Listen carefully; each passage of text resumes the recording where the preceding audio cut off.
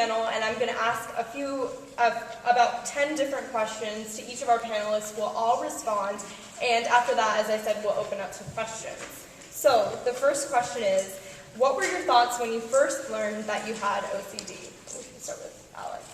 I didn't really know. I mean, obviously I was 8 years old, and it was just another one of those acronyms that didn't really make sense to a young kid, but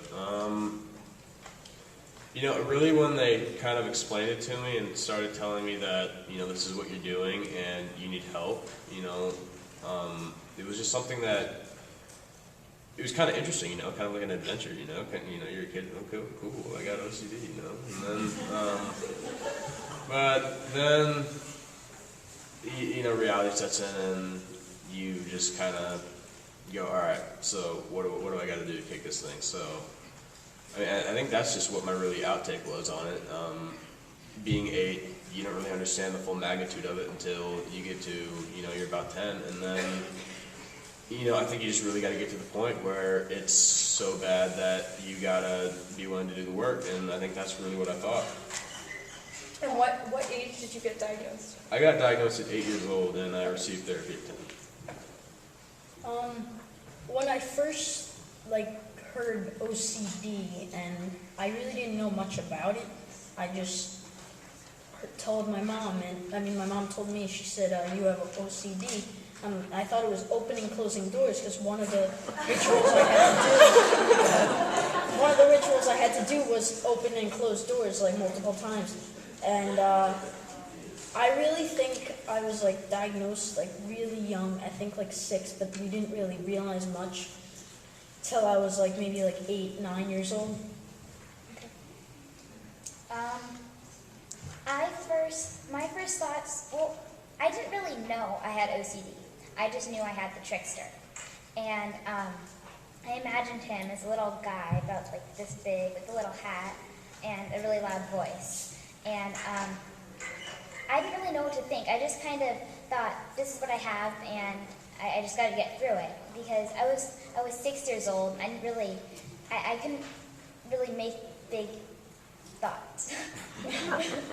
So I was around 11 when I was diagnosed with OCD, and at that time I was actually initially relieved to learn that I had OCD, because at the time I was so overcome by anxiety that I was constantly thinking about these fears, constantly engaging in compulsions, and I thought that I was just a really anxious person who was going to be stuck with this for the rest of my life. So I was actually initially relieved, and before I even started therapy, I remember getting rid of some of the smaller compulsions that really didn't make sense to me after I was diagnosed, because I realized that this was an irrational thing, and I was relieved to have a label for it and to know that I could do something about it.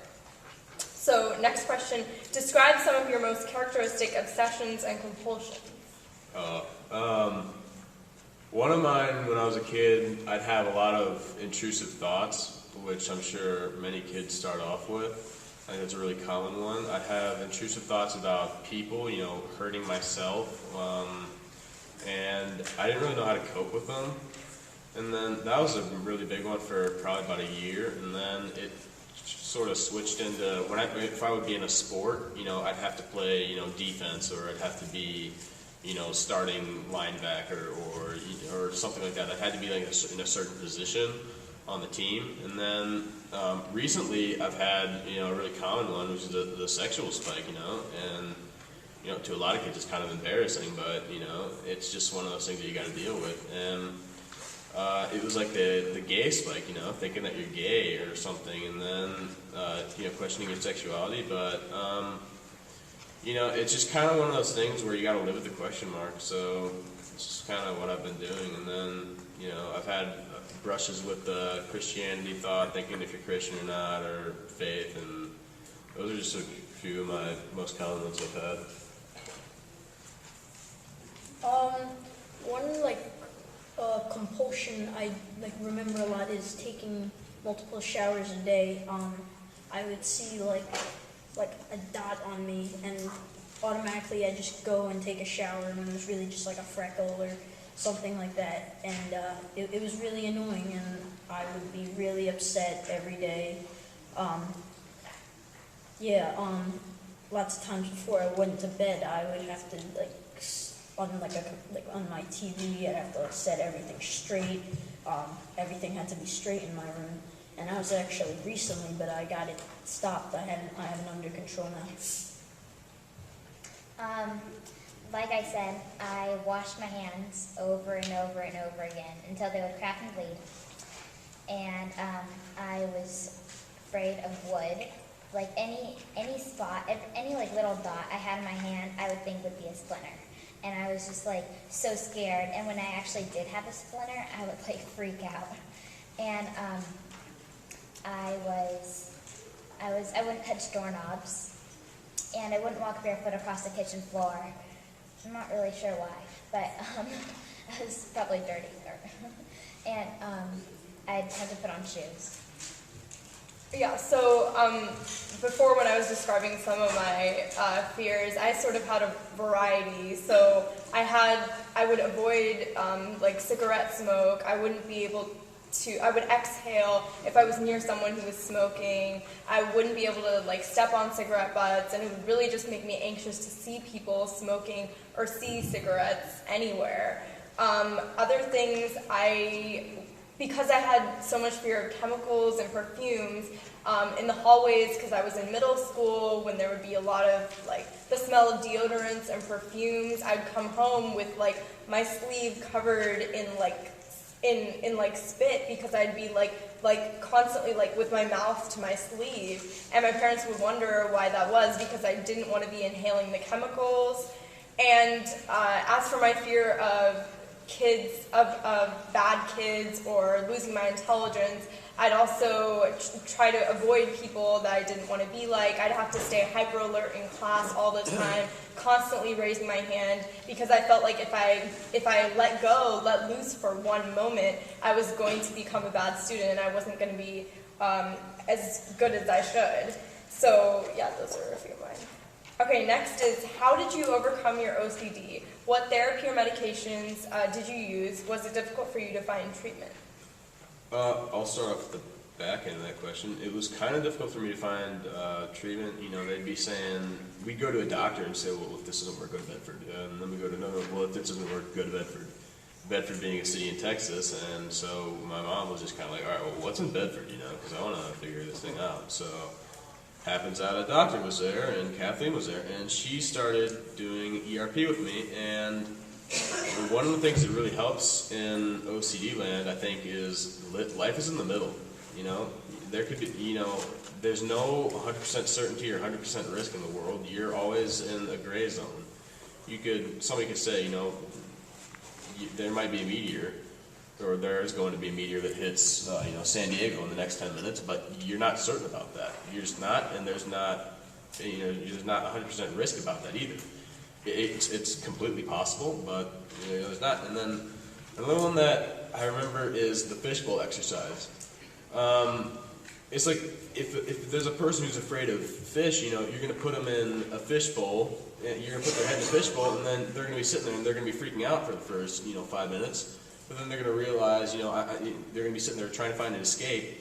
But then once they, you know, oh, this isn't so bad, you know, fish are just fish. They don't really harm me, and so, you know, no escape needed.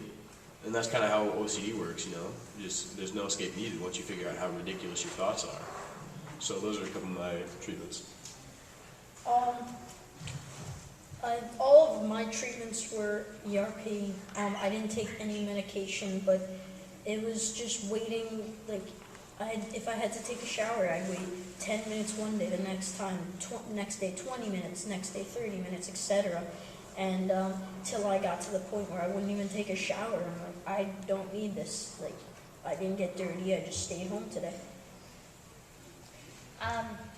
I didn't use medication either.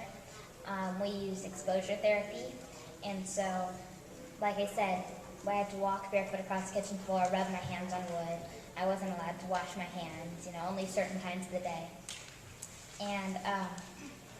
And the first time is always the hardest. Like, once I get, you know, that 1 foot on the kitchen floor, or my hand on the wood, then each time after that it gets so much easier. So yeah, I also went through ERP. Actually, in 4th grade, when I first had symptoms of OCD, my parents did go to a psychiatrist and asked whether or not, said that, oh, we think she has OCD, what do you think? And it was initially overlooked. He thought that it was just something, the anxiety that came with growing up, and unfortunately, we didn't find out until later that I really was suffering from OCD. So in that way, it was somewhat difficult for us to navigate through the system and ultimately find treatment. Fortunately, we were able to find treatment. I didn't have the best connection with my therapist, but I did learn the ERP techniques necessary, and I was able to move forward and sort of after therapy with my therapist, go on with my family and continue using the same techniques.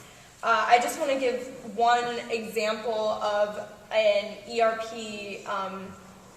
approach to treatment using the example that I gave earlier with I was afraid of cigarette smoke. So the way that I addressed that fear was first by starting just looking and stepping on cigarette butts on the street.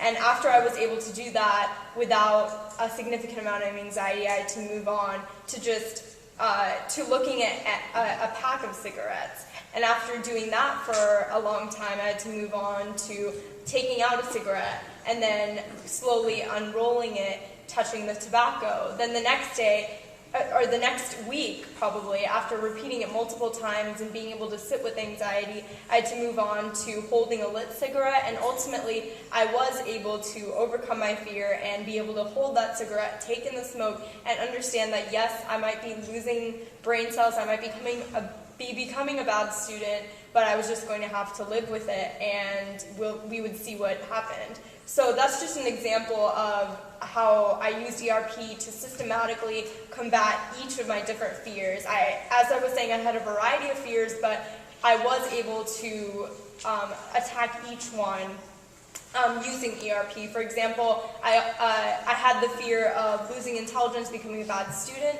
so I also had to I had to read these fake report cards that showed me getting bad grades and sort of internalize the feeling of becoming a bad student and sit with that anxiety so that over time I could get used to that fear. So that's just an example of how so many different fears can be addressed using ERP. I actually did use medication, as I mentioned before, in order to lower my anxiety level, and I think it's important to acknowledge that it's okay to use medication. It's not something that you should be afraid of. It's not something that that should feel shameful, because some people, when they do have a severe case of OCD, do need medication in order to lower the anxiety level. OCD is a neurobiological disorder. It's caused by a chemical imbalance in the brain. So naturally, using medication can help lower anxiety levels and help you move forward with treatment. And if that's what you need, then that's what you should do. Okay, so next I want to move on to what was the most difficult aspect of overcoming OCD? That's a hard one. I think probably one of the most difficult aspects of overcoming OCD is getting down the work ethic and, getting to the point where you'll do anything, I had a lot of points in my, career, or not career, but experience, I guess, where, you just want to do the minimum amount to where it's bearable instead of, doing the right amount to where you're kicking this thing's butt. So I think that was probably one of the most difficult moments. The most difficult aspect of my experience with OCD is probably with schoolwork. It would take up a lot of my time, trying to work in school. I'm not regularly without the OCD. I'm not the best student. I'm not the worst student, but that's what made it worse. I would be thinking about taking showers all the time in class, and I would end up with D's. I think the most difficult part of my OCD would be exposure therapy, doing the opposite, because the trickster's voice is so loud in my head, and he tells me, you need to walk barefoot across, no, you don't need to walk barefoot across the kitchen floor. And my parents say, you need to walk barefoot across the kitchen floor. And then I have the trickster, and I have my parents, and it's just so overwhelming and so hard. It's hard, I don't know which one to choose. Yeah, I think the whole process of facing your fears is definitely what I view as the most difficult thing in overcoming OCD. I mean, they say that OCD, essentially everyone has their own special obsessions and compulsions, and usually OCD targets what you care about most. So naturally it's hard to go through therapy and do exactly what you're most afraid of. So I think that's the hardest part. In terms of the most difficult aspect of living with OCD at that time, I'd say the way in which my OCD shut me off to other people and made me very isolated in the time when I was suffering was definitely most difficult, because I felt very alone. And I think that says something about the importance of meeting other people with OCD and being able to share your struggle, because it is a very isolating condition. And so being here at the conference, meeting so many other people who are sharing your same struggle is very important, and I think it should help all of us to get over our fears and move on in the right direction. So next is, how did you motivate yourself at time? Oh, sorry, no, I skipped one. What is the one thing that helped you most on your journey to beat OCD?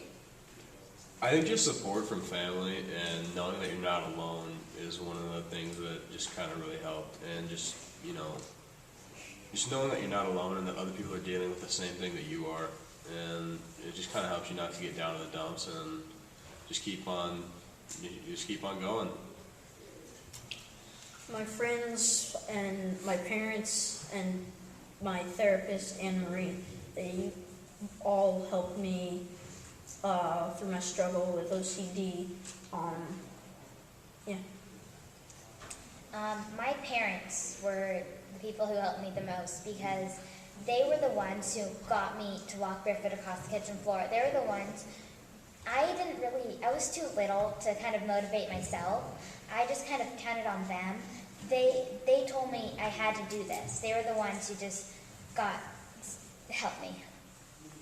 Yeah, so I mean, I think it's clear that for almost all of us, our families played a huge part, and I'd have to agree that my family probably played the biggest role in helping me on my journey to beat OCD. As I said, I didn't have the best connection with my therapist initially, and I can honestly say that I wouldn't be where I am today if I hadn't had my parents to help me through the struggle, because after I finished work with my therapist, I still had a lot of residual compulsions and obsessions, especially associated with the fear of losing my intelligence, becoming a bad student, becoming a bad person.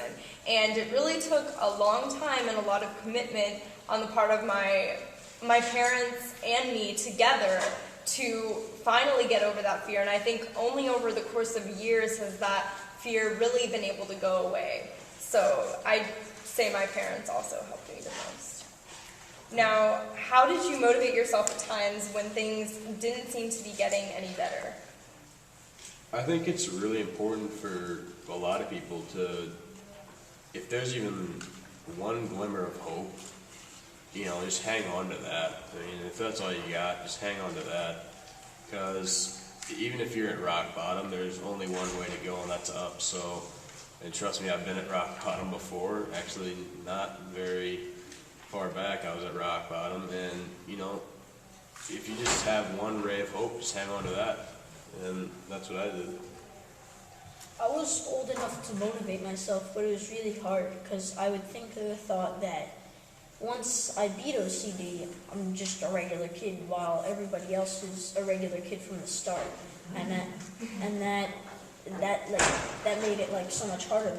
If I didn't have this, everything would just be normal.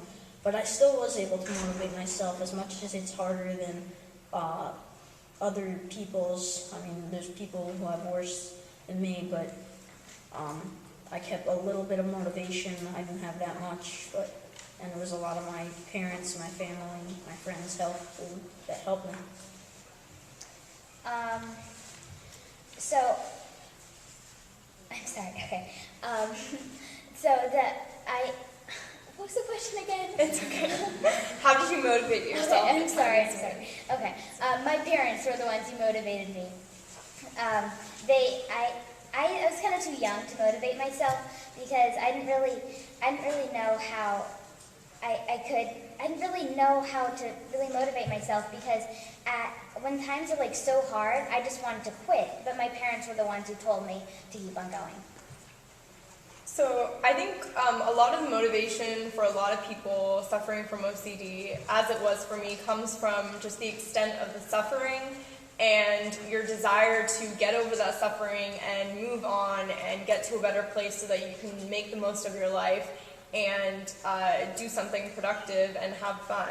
So I'd say that most of my motivation really came internally from the desire to get better and move on because I was seeing everything that I was missing out on, and I think pretty much all of us know that we're missing out on a lot while we're struggling with OCD, and there's so much more to gain once we've overcome our fears. So I'd say I stayed motivated mostly by myself because I had so much motivation to just get over my fears. But when it got difficult, I think it's important to remember that you may feel that you're at a disadvantage, that you're in a very difficult situation, but there's always going to be someone who has it worse than you. So don't get into this pool of self-pity to the point that you can't move. Know that for example, all of us here at the conference are here because there's probably someone in our lives who cares about us and understands that it's important that we overcome OCD. It's important to recognize the good things in your life, the people who are there to support you, and it's important to recognize that you are fortunate and you can get over your OCD. You can go on to do better, as so many of us have done, and so many others at the conference that you'll see have done. Okay, next, did you tell any of your friends or teachers that you had OCD, and were they understanding or helpful? Yeah, I did tell a couple of my teachers when I was younger. I thought when I was younger, it was more of a benefit to me than, to not tell them, because it just explains a lot to teachers and tells them. But I think it's different for every case. I mean, I obviously told my teachers, but I think it depends on the situation. I mean, if there's no need to, then there's really no need to. But yeah, I mean, that's my take on it. Was everyone understanding or helpful, or were there? Yeah, they were definitely understanding. It explained a lot to them, and it made them understand pretty much. I mean, when you tell somebody that you have OCD and when you're in their class, doing a lot of things repetitively and turning in assignments just so, and doing a lot of just so things. I mean, it explains a lot to them. So, yeah, I think they're pretty understanding. My friends, they're very understanding, my good friends. I have lots of friends that know, but I can only say that 2 of them are very understanding. And like I said before with my teachers, I told one and they wanted me to go to the ER because I blinked. And I don't tell the teachers anymore. They think that OCD is just washing hands, blah, and that's it to it. So they didn't think that it would affect me in school at all. My parents told my teacher when I was 6, and I didn't know that they told her. And she didn't mention it to me at all, so it didn't really affect me that much. But I did tell my best friend that I had the trickster, because I didn't know the term OCD. And so she had no idea what I was talking about. And I don't remember what it was, but I think I saw her doing something, and I just decided to say, I think you have the trickster too. And she thought I was crazy. But it turns out she actually does have OCD, her counselor told her. So I didn't actually tell any of my friends that I had OCD until after I'd gone through recovery and overcome my fears and really wasn't doing any compulsions. Basically, while many of my fears were associated with things in school, I didn't feel like I needed to tell my teachers or friends. I didn't feel like I would gain much. And I also recognized that many people wouldn't understand what I was going through. And now even I see that when I tell people that, oh, I had a severe case of OCD and I suffered a lot, they'll just say, oh, well, you're doing so well now. It must have not been a very severe case. I'm sure it's just something you're blowing out of proportion. So I think it's difficult to get people to understand what OCD is because it's a complex disorder that really I feel probably only the people who have it can completely understand. So I think it's tough to explain it to others, but I can definitely understand when it might be helpful to tell friends and teachers if necessary. The next question is, how much does OCD bother you now? Recently it hasn't really been bothering me that much, but you definitely have to go in for brush-ups, I think, with your counselor or therapist or whomever you are accountable to. But I think that I just think that's an important thing to do, even if you're doing great, because it can always benefit you. It can't hurt. So, but yeah, it does bother me sometimes. But it's just something that you got to shoot down before it gets into a raging fire. So I think that's just one of the benefits of therapy is you learn the tools to do that. I could admit that OCD bothers me a lot, but I really don't listen to it. Sometimes I do it by accident, just because I've been used to doing these compulsions, not like listening to the voice. I'm just used to it. Like almost seems like a routine, but I eventually start to notice what I'm doing. I'm like, I gotta stop this. This is OCD. Yeah. Once I pretty much beat that certain part of the trickster, his voice doesn't really come back that much anymore. It does every now and then, and I start to be a little bit anxious, or something has to be just right, but it doesn't really bother me that much anymore. Yeah, I'd have to say that it's been, I'd say, at least five years since I stopped treatment with a therapist, and for the last few years, I really haven't been having any OCD sort of fears come into my mind. I haven't had any need to restart compulsions. But I know that now that I've gone through ERP and I know the concept so well that whenever fears come up, I'll be able to deal with them adequately. And I know that people always say oh, you'll never be cured of OCD. But I think I sort of have to disagree. I think that in a way you can be cured of OCD once you have the tools that you need in order to fight your fears if they come back. I feel that you can really be a completely normal person who is cured of OCD, who's free of the fears that characterize OCD, and you can go on to be completely free of this disorder. Okay, next question. What have you been able to accomplish since your recovery? Well, I think I've been able to accomplish many things, not things that are exactly seen in the outside world, but things that are seen by myself from just what I can do in my mind. I mean, I used to just be completely incarcerated practically by this disorder, and so now I can do a lot of things. I can function more on a daily level instead of having to deal with OCD. I'm dealing with everyday, day-to-day activities instead of OCD. So I think that's the biggest thing and the most important thing in my mind. Well, I've been able to go to about most of my soccer practices way more than I had before because of OCD. I've been able to do better in school, and it's a much better life than being bossed around by OCD. I started a business when I was 7 years old, and I sell wish bracelets. You make a wish on the bracelet, and when it falls off, your wish will come true. And things I make out of duct tape. And I also started a charity called Kids for a Cure, and it helps kids with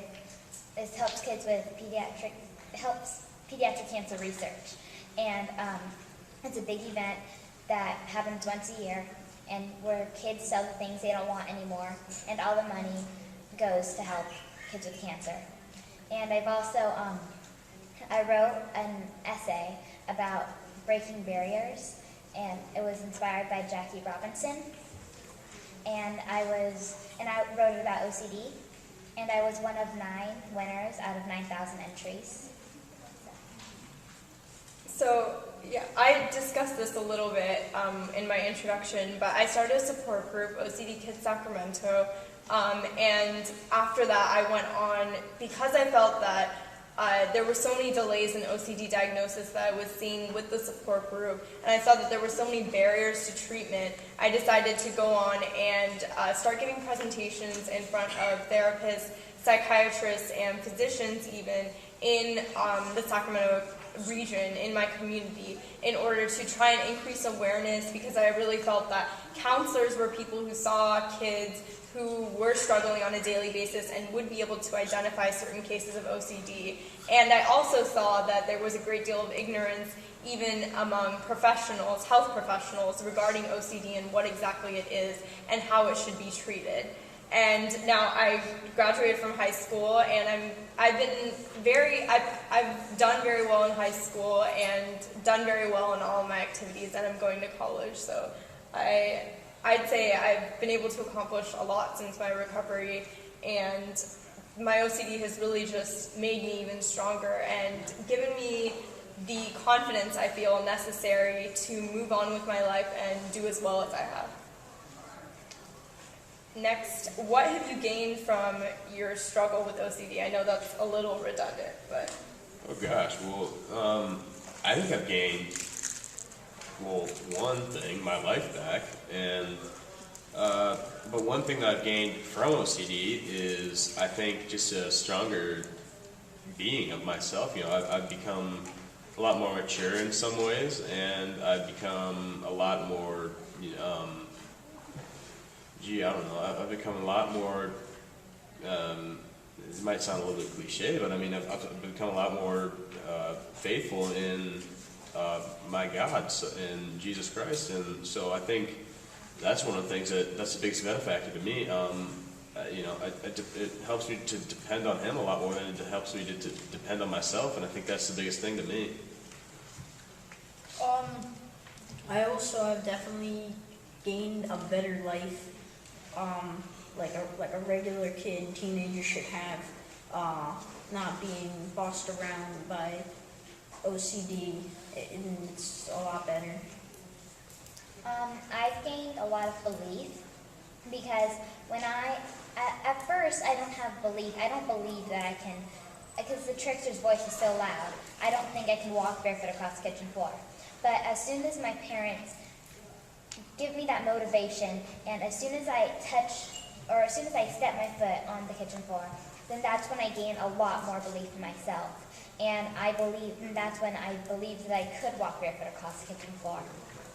And so now I think I still have that belief, and I believed I could start a business, and I believed I could start a charity, and it still worked.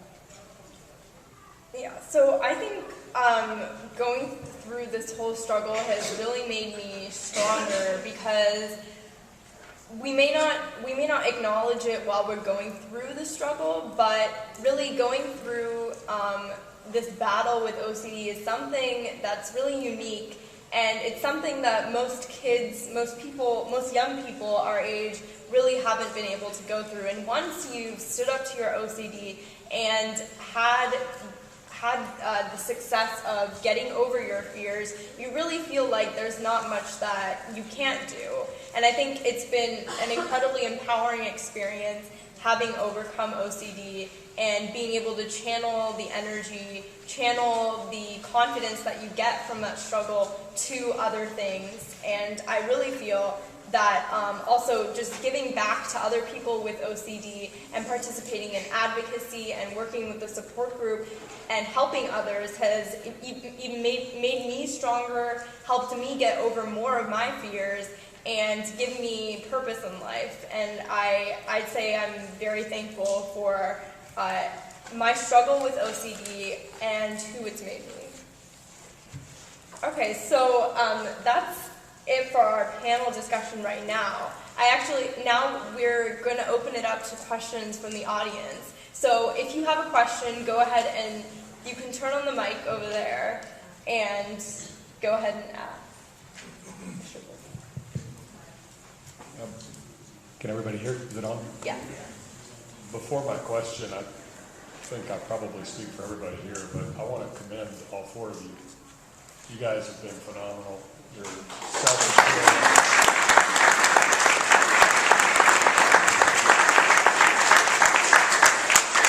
I mean that very sincerely. Your self-assurance, your confidence, your clarity of speaking, and obviously your credibility, because all four of you have been through a tremendous amount. So I really commend your confidence and your willingness to stand up. And we brought in a bunch of kids, as you can see, and I think it's really important for them to hear and see your successes. So thank you very much for that. My question is really kind of two parts. And Alex, maybe you can lead off with part of this, but Yeah. It sounded like earlier in your childhood, when you were 8 or 9, when you first got diagnosed, you were kind of questioning your self-worth and your value. Definitely. And yet now you obviously have a tremendous amount of determination and confidence, and the second part goes to all of you. But yeah, what gave you that determination to move from beyond what you said was just a willingness to kind of do a little bit to doing whatever it takes to kick its butt? You know, I think part of the thing is, as bad as it sounds, you got to get to the point where you are willing to do whatever it will take to kick this thing's butt, whatever it takes. You know, whether you got to move cities to get to a better therapist, whether you got to spend X amount of money on medication, whatever you need to do. You just got to get to that point, and once you get to that point, there's nothing that will stop you. Absolutely nothing, and that's just how it's going to go. So, if you're there, great, and if you're not, trust me, you will get there. And when you do, you'll be an unstoppable force. So it's the same. It's kind of hitting rock bottom. You all seem now to have a tremendous amount of self-confidence and self-assuredness. Have you always had that? And if not, how did you get that? What was it, your parents, or just the process of fighting through OCD, or what gave you this confidence? Yeah, so I'd have to say that when I was struggling with OCD, I definitely did not have the same confidence that I have now. I was constantly doubting myself, constantly doubting my abilities, and constantly sort of full of shame for for having to do all these things that I was doing, for having to participate in all of my compulsions. And I think seeing the strength that I had to have in order to get through OCD has really given me a lot of confidence, as have all the things that I've been able to accomplish after getting over OCD. I think with the thing with OCD is, with the treatment, is that at every step of the way, you're getting positive reinforcement. Because what you're doing is you're working step by step in order to try and get rid of all of your fears. So when you start off with your lowest fears, the ones that don't cause you as much anxiety, and you see that you're able to get over those fears, you're able to face those fears and get over that anxiety, I think that's incredibly empowering, and it helps take you to the next step, and it really helps you go on further to the end. And then once you reach the end, you see everything that you've done. You've seen all of what you've been able to accomplish, and the confidence just sort of grows as you go through that process. Do you guys have anything to add? I think you said. I think that the confidence part of this disorder is most closely related to scaffolding. You start off on ground zero, and if you do one exposure, then you go one story up, and then the confidence just keeps building and building and building and building until there's nothing that can stop you. I mean, you get the confidence from what you do, and the confidence comes at an astounding rate once you start to, do the work. And if you do the work, your confidence will just be boosted as high as it can go. Yeah, and going back to like what Alex was mentioning before with the first part of the question, once you get to that point where your suffering is so intense that you feel this intense motivation to get over your fears, once you get to that point, moving forward and taking steps forward automatically makes you stronger, I'd say. Yeah, definitely.